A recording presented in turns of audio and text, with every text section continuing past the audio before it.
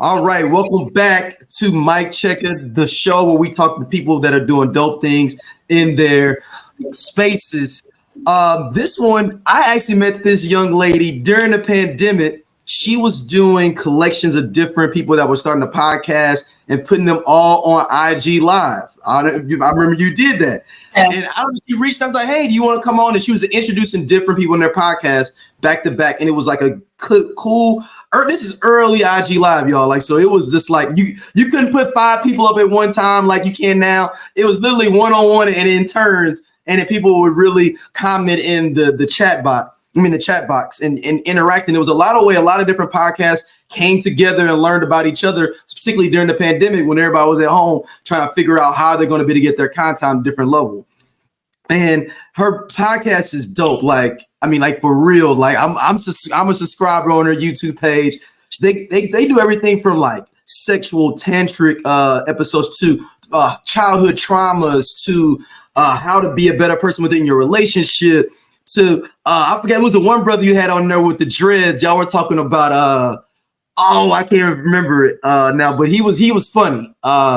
It was doing dreads tied up in a ponytail, and you guys were talking about relationships and everything. And he was y'all were going back and forth. Y'all was like having like a back and forth kind of like debate. I can't remember the top topic, but it was super funny and like insightful to just see two people kind of go back and forth and have a discourse educationally and not like being a battle, like a fight. And so it's Nola from the Nola Experience. Thank you for coming on Mic Checka. Thank you so much. What's up, everybody? My name is Nola Ro, and I am the creator and host of the Nola Ro Experience podcast. You're actually talking about my former co-host, Mr. Melee. Oh, yeah. Okay. Yeah. Okay. So we typically don't delve too deeply into like the relationship battling thing. I feel like enough people are doing that. Mm-hmm. But that one day we were like, let's do it. Let's have this debate. But then we ended up agreeing on so many things. So it wasn't too much of a debate. Right. It was a discussion. It wasn't a debate. It was a discussion, sharing of ideas. Yeah. It started out as we were like, let's do a debate. And then it fell through. So let's start from the beginning. You're from Guyana. Are you a second generation? Or are you a direct immigrant from Guyana to the States? I was born in Guyana and I moved to New York in 93 at the age of 10. And I've been here ever since. I do love going back and forth. That's my foundation. That's my roots. But I am also a New York girl. What's so funny is one of my boys from college, he married a girl and moved to Guyana. She was from Guyana, moved there, and they're like he's doing some kind of projects there with like internet-based, like getting more internet broadband throughout parts of Guyana. And he'd been there. I only talked to him on WhatsApp, like that's it. That's all we could talk through is WhatsApp. He's been there like 4 years.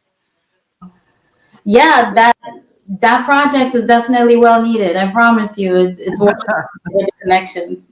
Yeah, his wife is like connected to like the government or something. It was something crazy. He was like, yeah, we plugged in. I don't know how good. Shout out to my boy. He's one of those people that be in and out the game of certain situations. So I don't know necessarily, if it's nefariously a little bit. I don't know with him. I just don't know with him. If you knew the story about him, then you'd be like, oh, yeah, you don't know what's going on with him. Yeah, we all know somebody like that. So you moved to the States, 93. How was that cultural shift for you moving from Guyana to, you're not moving from Guyana to Florida or Georgia or Midwest. So you go straight from Guyana to New York, like fast tracking. Yeah, it's funny that you mentioned that specific part because when I arrived, it was January and there was a blizzard going on. So that was my first time ever experiencing snow and ever experiencing a type of climate where outside feels like a refrigerator. I wasn't even prepared. Like I did not have winter clothes. People were giving me clothes. And you know what? I definitely have a podcast episode about this with bunch of my friends from different parts of the world. I have a friend from Pakistan, a friend from Nigeria, I have a friend from the Netherlands. And we all talked about coming from those different areas and our experience moving to the United States. And we were all like, it was ghetto. Like we didn't know it was, and I think what happened for me specifically is, I was watching TV in Guyana and watching those sitcoms, and you kind of feel like that's what life would be like when you move here. People are whistling and skipping. And when I got here, you thought we'd be living single. you know what? It was more like, I want to say, I might be saying the wrong show. Like Growing Pains or like one of those Full House. Something like that. Exactly. It's one of those, we're happy, Yeah. The streets are problem by the end of the episode. Exactly. So I came here watching the TV commercials. As a kid, you don't know what advertising is. You don't know what marketing is. So you watch these people eating these perfectly constructed burgers. And when I came here, funny enough, about 30 minutes ago, I was telling my son and his sister that I had a hamburger the first time when I was probably like 13. And I'm like, why do y'all eat this? This is nasty. This is disgusting. What is this? So it was a really interesting transition, but I really love that part of my story. So what made you and your family move from Guyana to the States? It's always about a better life. You know what I mean? It's always let's go to this place where there are so many opportunities. But to be honest with you, I feel like if you come to this country and you don't know the hacks and the secrets and how to really manage money and how to really get through these systems, you end up getting stuck and you feel trapped. So I know a ton of people who came from Guyana, and when they got to a certain level and they stacked enough money, they're like, peace, we out, because wow. We want to go back to our home where things are more natural and it's way more peaceful. And living in the United States, for some people, it's wild out here. It's hustle. It's a hustle. You don't have time to be just chilling out, like relaxing. You don't get 2 or 3 hour lunch breaks. Nothing like that is happening. You get 30 minutes in some places. Exactly. It's crazy. They want you on the clock. So when you actually move here to the States, you get in New York, you 12, 13, 10 years, you said 10 years old. What was it like as becoming as an adult was it, and let me construct my question a little bit better. How do you feel your transition as an adult would have been different in Guyana than it was in the United States, or were the same experiences you think you would have had just because it's just growing up as an adult? You know what? I think at my foundation, at my core, I would have been the same person. And it's interesting that when I go back to Guyana, I've never really tracked how my progression was as a person, right? So when I go back to Guyana and my cousins are like, you never changed, you're still the same. I'm like, really? I am? Okay, great. No. So I think at the core, I would still be the same person. Like my essence would be the same, but living in a place where you never hear about kids carrying guns in Guyana. You never hear about kids assaulting each other with knives and weapons and stuff like that. So growing up in the hood, as a poor family, we're placed in the hood. We're not living in an upper class neighborhood. So a lot of violence, you see a lot of wild stuff outside, right? And I wasn't seeing those things in Guyana, but it always seemed like this was always a better place. You have all of these nice clothes and you have FAO Schwartz. You can buy these amazing toys. You know what I mean? And it's more of, I don't want to use profanity, but I don't know the better word of, it's like a mind fuck. You know what I mean? Yeah. And you're living in it and you're thinking that this is such a better world. But I ended up reading this book, and this is just one element of my experience that I feel it's very different. I read a book in about 2007 or 8 called Natural Cures They Don't Want You to Know About by author Kevin Trudeau. Oh, let me type this out. Okay, hold on. I'm putting this in my notes. I think he needs to give me a check. I have recommended this book to so many people. What's the name? Is Natural Cures They Don't Want You to Know About. Oh, I see it. Okay. And it's by Kevin Trudeau. And what I loved about this book is you kind of think I'm going to open this book, it's going to give me a bunch of cures to stuff. And I'll be okay. It's not like that at all. He talked about American systems and the American standard diet. And one of the cures, and there is a chapter about how to never get sick again. And one of the things he put on there is he's like, stop watching the evening news. And I was like, wait, what? Don't watch the news? I don't either. I don't. Maybe that's why I look so young. and that's the wild thing, that the very things that you think are a normal part of growing up and being healthy, they're actually harming you. And this book took me back to Guyana. I was like, I came here and forgot that there's another way to live, like doing cleanses on the weekends and purging and drinking laxatives and eating certain foods. So it seems like this was a better life, right? But I can't tell you how many times I've cried and I'm like, I want to go home. I want to be with my family. Let me ask you this. So, or do people think you like the big timer when you go back, like, oh, here come New York City, here she comes. She gonna come in for her week trip and, gonna tell us about New York. Yeah. But the one thing, the difference, you know what? And another, I even talked about this on the podcast as well, because I was like, guys, I have a bone to pick with the immigrants who go back home and they don't tell you about their struggles. They don't tell you that they're suffering. Tell you they're stressed. They don't tell you that they live in the hood. They don't tell you that they barely make it by, right? Because when they go on vacation, they get dressed up. They buy all these new clothes just to travel. They move to Atlanta. So they come and they stunt on you, right? But you know the truth. I was very different. I went home and I was like, guys, let me tell you, you don't want it. Figure out how to make it happen here. You have no idea how good you have it. You can walk outside right now and pick food and eat for free. That's impossible here. Catch your rainwater and drink for free. You know what I mean? And healthy.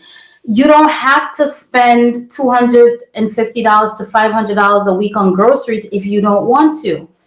And I guess people still want the full house and the family matters. So, or has it changed now where it's because one of my homeboys is from he's from Kenya, and he said he thought everything was a rap video when we came to college. He thought he thought everything was a Big Pimpin' video, maybe. Like, and I went to undergrad in Iowa. So when he got out the place, he thought it was gonna be, just girls in bikinis and stuff on ships. He's like, this ain't nothing, and it was cold. So it was like he had a culture shock, but he was did well and moved to Toronto. He's doing his thing. Shout out to you, Tunji. He listens to the podcast all the time. So let me ask you, what made you decide to get into the podcasting space? Actually, what borough are you from too, before you even go to what borough are you from? I grew up in Brooklyn. Okay, BK, do or die BK. And I lived in Queens a little bit, and I was like, Okay, I lived in Queens for 2 years. Yeah, okay. For graduate school. Where? Hunter. Okay. Yeah. Queens is cute. It's cute. It depends on what part of Queens you in. You know what it is? Brooklyn has an energy. There's an energy that comes with living in the hood, right? Mm-hmm. And then there's also this vibrancy because there are a lot of people from different countries living in one area. Mhm. Queens, people are living in houses because there are so many houses. There's way more working class people who have to wake up every day and go to work and work for real, because that mortgage doesn't Yeah. wait on you. Whereas in Brooklyn, there are way more apartments, way more apartment buildings, and the culture is a little bit different. So, we got to, I think, interact with each other way more than people in Queens. Queens is a little bit, according to Brooklyn people, a little bit too dead. Like, it doesn't have the flavor. Yeah. So, but it's cute. It's I mean, cute. there's parts of Queens. It was a guy I went to school with. His dad had a whole bunch of those factory buildings. You know, the area they were going to put the Amazon facility in Yeah. Queens?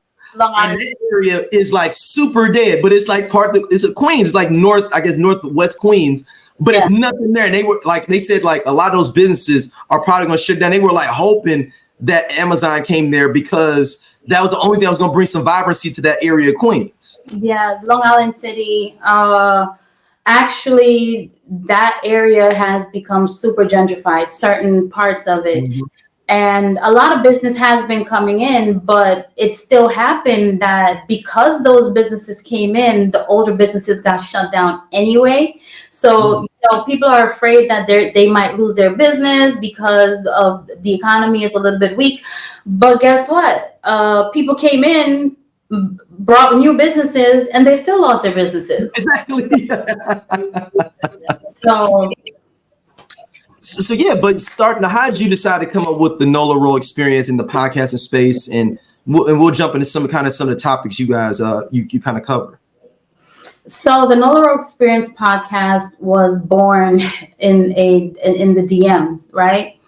I would always post stuff on Instagram, and people were constantly telling me, "You need to have a podcast. Like, this is the type of thing that people need to hear about. Like, we need to talk about this on a bigger scale." And I was just like, "Yeah, but I'm an entrepreneur. Like, I'm busy. I have so much going on." And a friend of mine, he contacted me one day. He was like, "Nola, I'm okay. I've been asking you. I think you should do this. If you do it, I will be your producer." And I'm like, "Say less." That's all I needed somebody to say, because people keep telling me to do it, but nobody wants to help. It's a lot of work, right? Mm-hmm. So he decided to be my producer, and then eventually became my co-host. Shout out to Mr. Melee. And then our videographer became the producer of the podcast. But I ended up in the space because people kept suggesting it. They loved what I was talking about, and I wanted to do it too because I've always been a talker. You know what I mean? Ever since I was a little girl, I got into trouble so much in school for talking. So I had to channel that in a way where, and I also wanted to be a school teacher as a kid. But one thing that I've learned, moving through the world and observing culture and observing how things change, you can still, I didn't want to be inside of a school. I didn't want to deal with y'all's kids, right? um there are ways to still live your passion without it looking exactly how you originally thought it should. So I feel like with this podcast, what I want to always do is make sure that I am giving something. If you listen to my podcast and you don't walk away with anything, it's you. Sorry. but I want you to learn. I want you to gain knowledge, gain some type of information that would help you grow. So I'm still teaching. I'm not on the podcast lecturing like a well, let's kind of clear that up. But yeah, but people are still learning, and I'm still talking. So it was interesting. So when I was researching everything for this, you said that you had a transformation period when you were pregnant with your son, of like, that changed your mind and your mind state of how you looked at life. Can you kind of delve in that for people, like kind of how you kind of changed your mindset, the way you were looking at the world, and how you kind of went into the space of more holistic and internal, connection? Yeah, definitely. Oh, I'm gonna touch on one thing that my son taught me as a baby. When he was first born, he was very much like me when I was a baby. He cried all the time. Right. I took him to the emergency room multiple occasions because I'm like, I don't know what's wrong with this baby, and y'all got to do something, right? Mm-hmm. And he just cried. And one day, Fast forward to when he was almost a year old, my mom discovered that he didn't like to wear a lot of clothes. So I would have him, like, his outfits bundled up. He's always, Mhm. and the moment he became old enough to talk, he's like, I don't want to wear that. So when he's in the house, he's always like shirtless. He doesn't like to sleep. He's only sleeping with his underwear. So anyway, because he cried so much and I was by myself with him a lot, I was so stressed out, like sleep deprived and just going through it. If you ever came to my house to visit us, people would be like, Nola, what is happening with you? What's going on? My hair was all over the place. I always look crazy.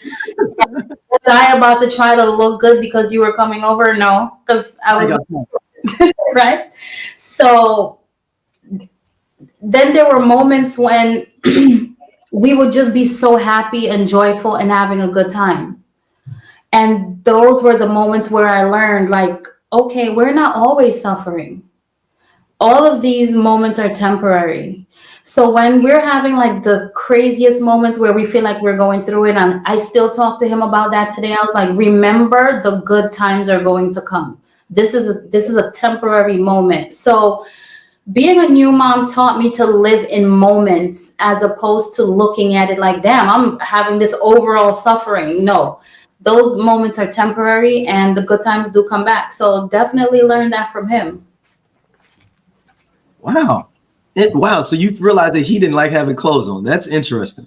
Well, Huh. my mom discovered that because one night he was screaming and I was just lying there staring at the ceiling and he was just lying next to me just screaming because I was like, I don't know what to do with you anymore. Sometimes I would put him in the car, drive him around, put him on the stroller, push him around the neighborhood, and that would work because he wanted to be outside, he wanted to be driving.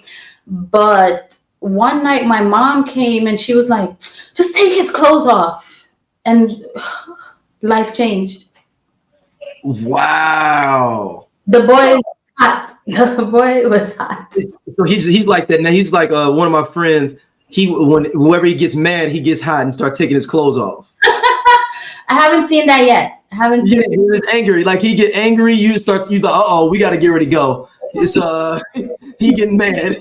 He even took his shirt off. Oh, Yeah, but he's skinny, so it's like so it's like a reverse thing. He's like, I'm hot, man. I'm hot. yeah. Like you skinny.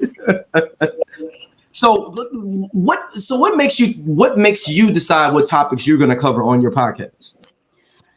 I just have random thoughts, and I'm like, I want to talk about that. I'll be driving and I'll see something happen, and I'm like, you'll see something happen, or you'll see somebody doing something, hear somebody say something, and then a domino effect of thoughts start to roll. And I'll be like, hey Siri, put this in my notepad. Da da da da da. I want to talk about this. And I have a notepad of maybe 200 topics that just thoughts, they have to go somewhere because Yeah.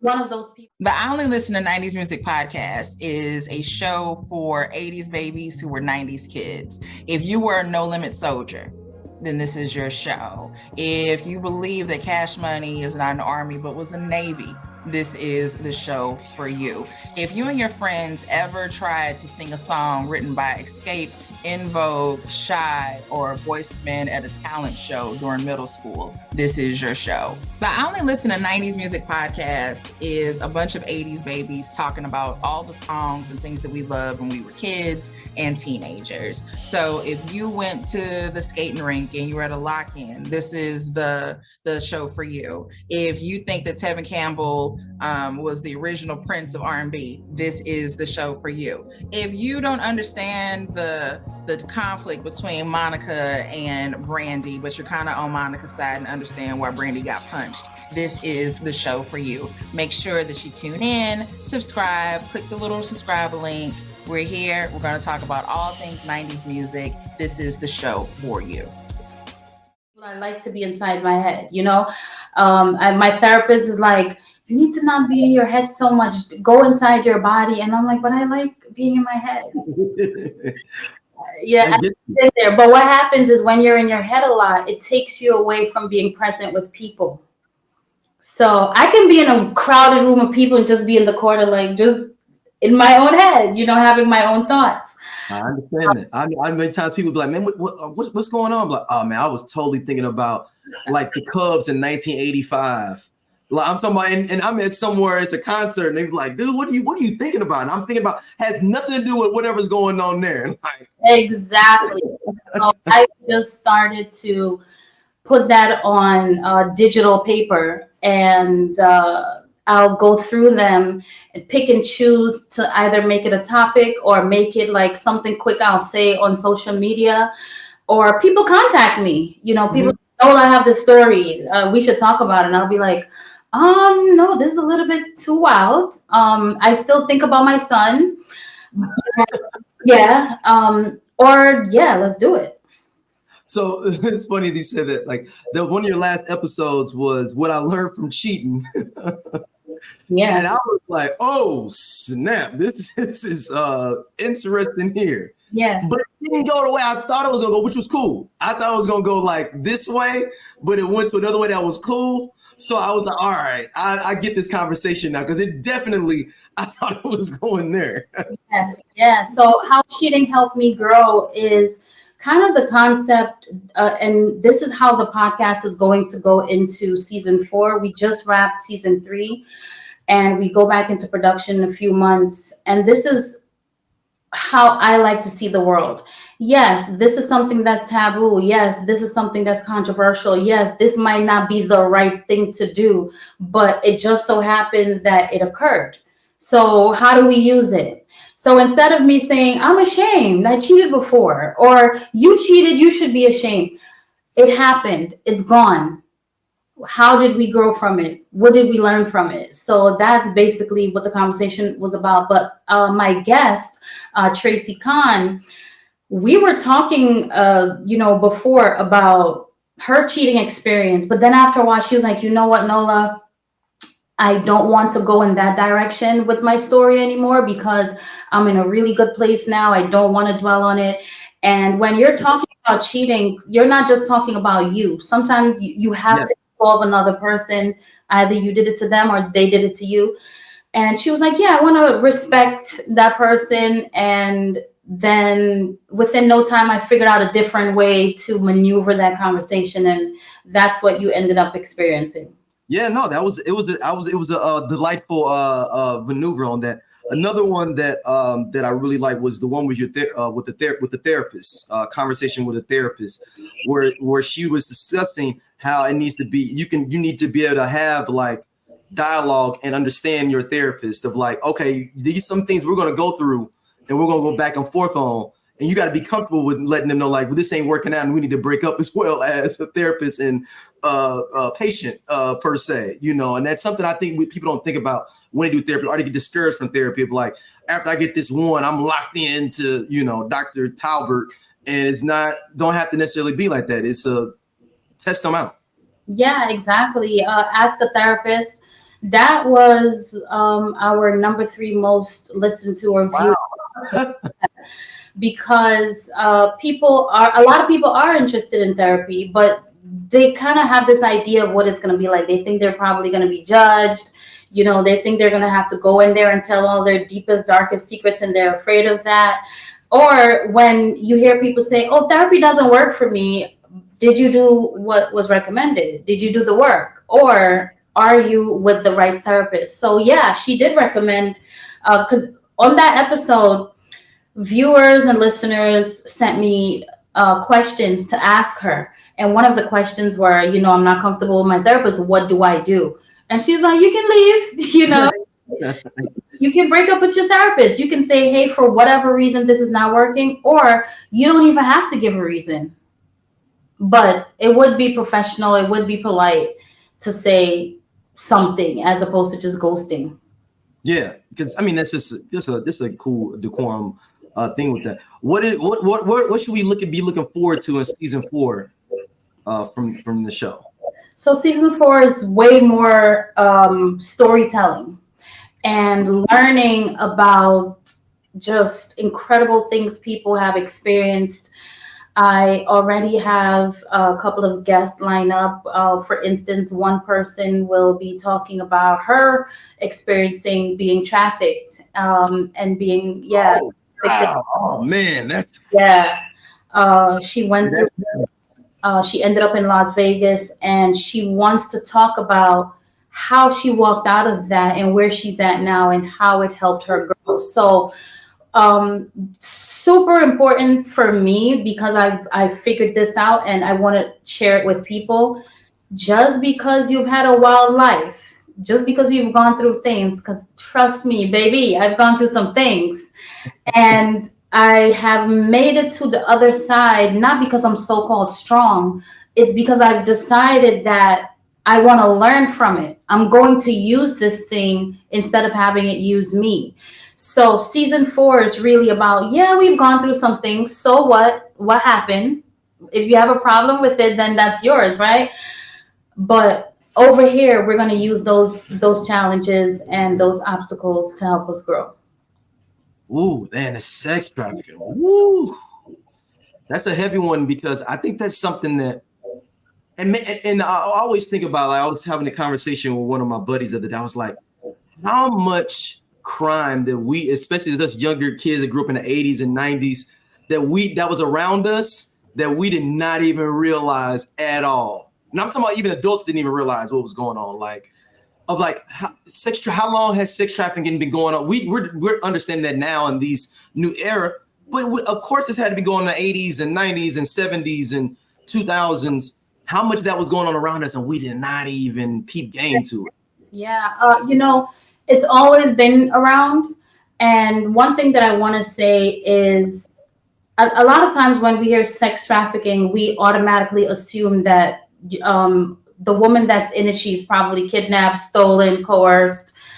There are women who agree to it.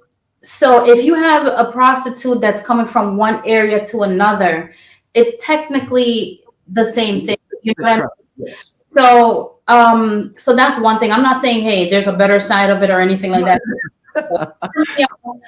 And I'm saying that to say that there were times when women wanting a better life would go from one area to another or all over the place to make that money. So it's always been around. But it's interesting that you mentioned that because my mother owns a restaurant in Brooklyn. And one day a production team came into the restaurant and they're like, guys, we're shooting a movie and we want to use your location. Can we use your location to have people come in, sign contracts? We're going to compensate you.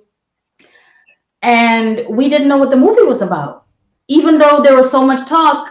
So I pulled the one of the producers to the side. What is the movie about? She said it's about sex trafficking in Guyana. And I was so thrown aback because I didn't even know it's naive to think that it doesn't exist there, right? It's naive. I was like, what? What are we talking about? Eventually, over time, I ended up learning that sex trafficking in Guyana is huge. We're located, for the people who don't know, directly between Brazil, Suriname, and Venezuela. And those women don't look like the women who live in Guyana. So Guyana, we do have a lot of Black women, a lot of Indian women, some Portuguese. But when you bring Brazilian women or Venezuelan women, women from Suriname who speak different languages, it's kind of like exotic, right? So there's a lot of that going on, and I was blown away. To understand this, Nola, so they're bringing women from Venezuela, Suriname into Guyana to traffic. And Brazil, yeah. Brazil, wow, okay, okay. And also a lot of Guyanese women who you see in New York. They're sitting next to you, they're walking amongst you, they're working with you. You don't know that they're being trafficked. So because it don't have to necessarily be sex either, though. It could be like work trafficking, where people are bringing in people saying like, "Hey, you're gonna work here for $1.25 an hour until you pay for your ability to have moved into this country." Exactly, and sometimes sometimes they're not told the truth. You know, the person might say, hey, I'm going to take you to New York. You're going to make $1,000 a day. And there, then they realize you're not even making $1,000 a week. But how do you get back? How do you leave? You're stuck. So now you have to pay a debt. You have to pay for wherever they're letting you live. They're probably feeding you. It's a really it's a dirty game. Yeah. That's gonna be interesting. Any other topics that you any episodes people should look forward to season 4? So really quickly, I wanted to mention that on season 3, I do have an episode with Simona Brooms about trafficking in Guyana. And we ended up talking about her journey, helping women, pulling women out of trafficking and helping them get housing and, you know, get out of these situations. But for season 4, definitely, you know what, I want to talk more about people who have been in poverty, like below the poverty line, and made it to a place where they're wealthy. Because believe it or not, people really think that if you have a 9 to 5, if you go to work every day, that somehow you can save your money and become wealthy. And that's one of the biggest myths in this country.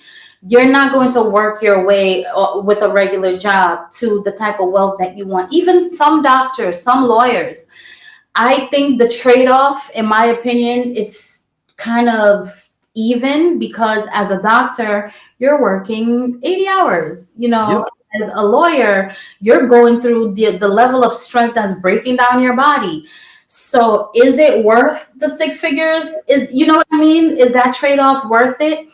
So, but what about the people who have figured out how to flip wealth and make this money? I want to talk about legally too. Oh yeah. Right. Because look, it's somebody right now. I need to be on the show. I remember I flipped them 10 bricks to 20, and then I bought a gas station. Then I got a barber shop. I'm like, but hold on, you had 20 bricks before. What happened to 20 bricks? Don't worry about it. I got a barber shop, I got a gas station, and now I got a carpentry company. And you know, I don't want the FBI knocking on my door. I'm good. I'm just saying. I know cats that have, you know, got legitimate, but they weren't legitimate in the beginning, you know. So, where can people reach out to you, check you out online, all that good stuff? If you visit me on Instagram, the Nola Ro Experience podcast, you can tap on my link in my bio, and that leads you to everything. And it'll be in the description notes for all this, everybody. So you'll be able to just click right in here and go straight.